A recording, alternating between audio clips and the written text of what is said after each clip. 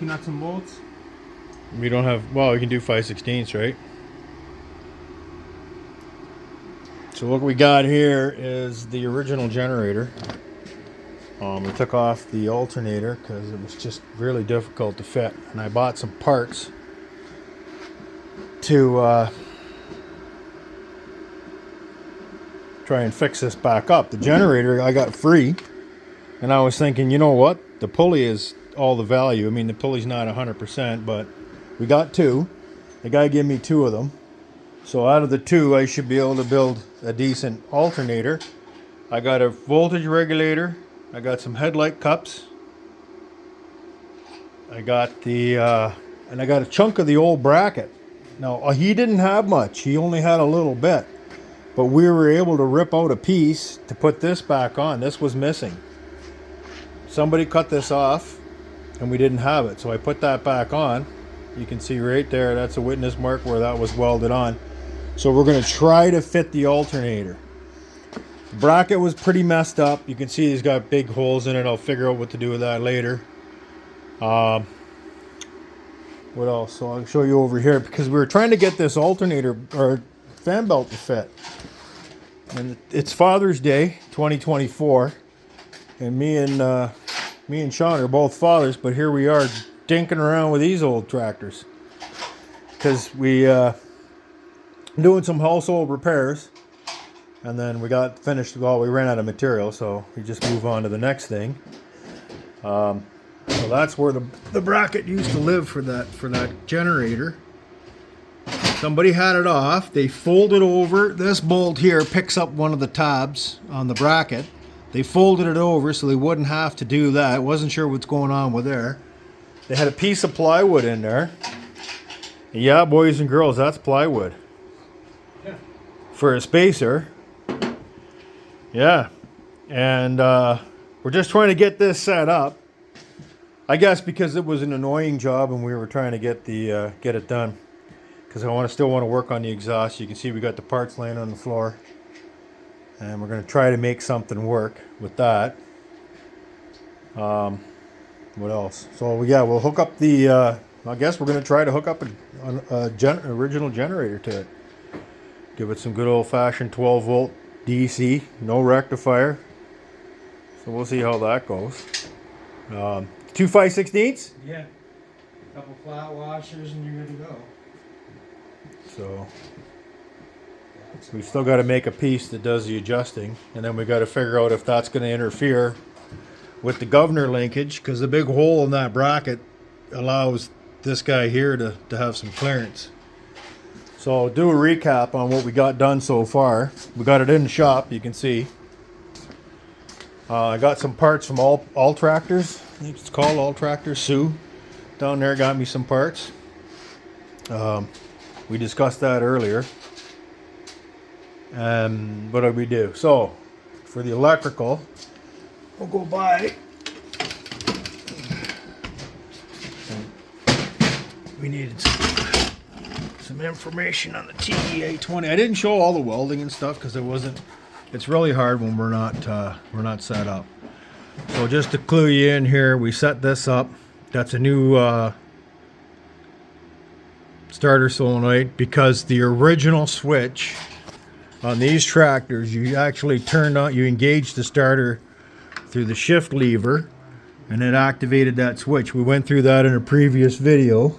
I'm not sure what was supposed to go there. I might mount this. I might mount the starter solenoid right there, because the toolbox is supposed to go here, and I kind of like the toolbox, and I want to put that back. What else? I got a leak now because I fixed the coolant drain. We took a bolt. There was a bolt hanging out of the side of the motor. We took that out, and we thought, when we were trying to drain the coolant last week, we thought, well, that should be a coolant drain because it looks like one. And yeah, it turns out that it was one. These motors are a little bit weird. This is an oil galley here. You can see it. So there's a plug there. But it also takes the feed off for the oil pressure, I think. And there's another bolt here. So I'm going to do some... I still haven't found the exact manual for this thing yet. I got some manuals kind of around it, so I'm going to try to get to that. Yeah, we got the ignition system put in. I'm going to put headlights on it just because. We got to get the front end jacked up, do the wheel bearings. I got to fix this mess here. This is a heartbreaker. I'm looking at a tractor down in Nova Scotia, and I might just go down and pick it up because the parts that I need, like this and this, is going to be $400 because the ends are wore out. Two ends are really bad. So I'm thinking, you know, I can't. How do you even adjust that to set the toe? Like, the thing's just messed. It's split open in the back. Because, you know, these are made out of rolled flat. It's probably drawn into a mandrel or something, but it's got a, so I could put my half of my finger in the hole in the back, so I don't know. Somebody's been beating on it with a sledgehammer. It's got the witness marks to that. There you go, it's gonna pivot. What? Is that going to pivot? Okay, let's get over here and see what Uncle Sean's up to. Then we're going to head to the dollar store to buy some zip cut wheels. Bah! No, we're not. We don't buy zip cut wheels from the dollar store. Pivot? Yeah. Oh, boys. So we're halfway there. We got the alternator back where, or the generator. Sorry, this is the kife they had on there. I've seen these kits. I guess maybe they work, but I don't know where the intended hole was to bolt them to. It might not even be for this tractor. So what happened was somebody they botch up the original stuff and hack it all to hell. And I think that, you know, if you really looked at it, you could just take the alternator, make some spacers, and use the pivot pin or bolt that the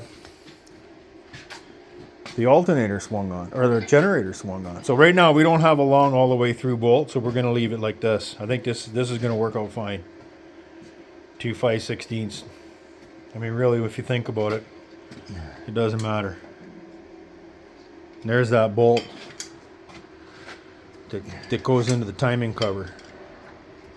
And that's the one, they bent this right out of the way. It was hooked right over backwards. And I couldn't figure out why that when the engine was running, this thing was flopping all over the place. So that's definitely, is that going to come out no problem? Yep. Yeah, look at that. There you go. So we got that out.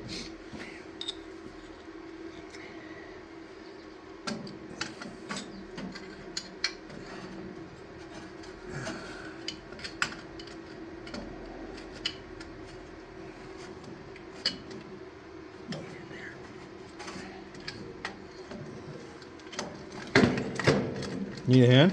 Nope.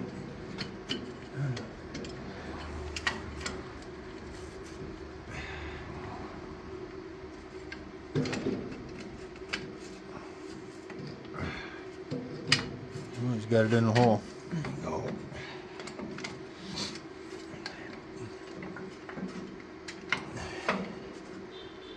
Again.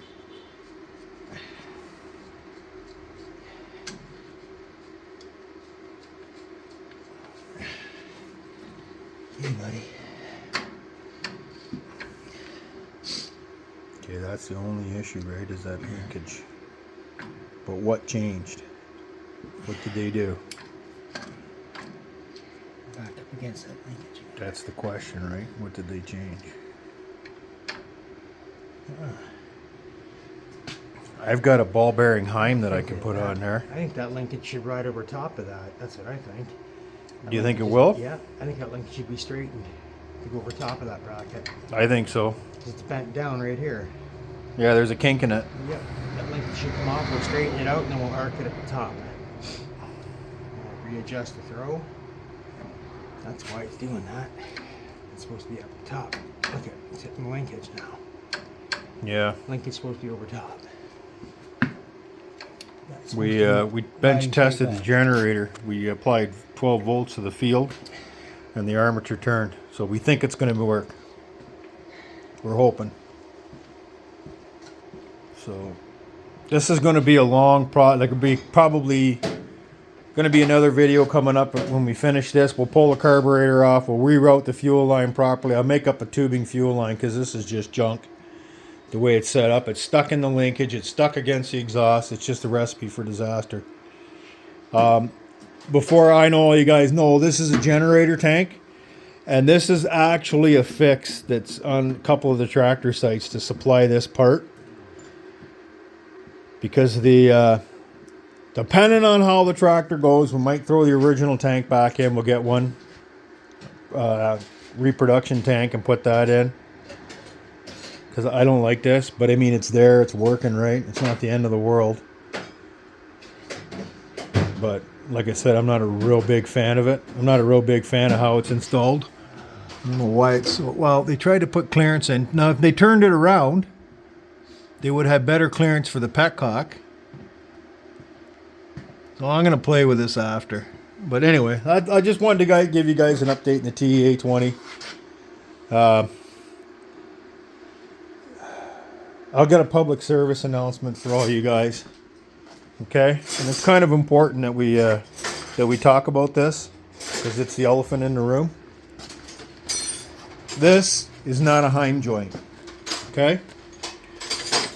We spent an hour today fixing that. Would you look at that? That's turning my finger. But these are not Heim joints.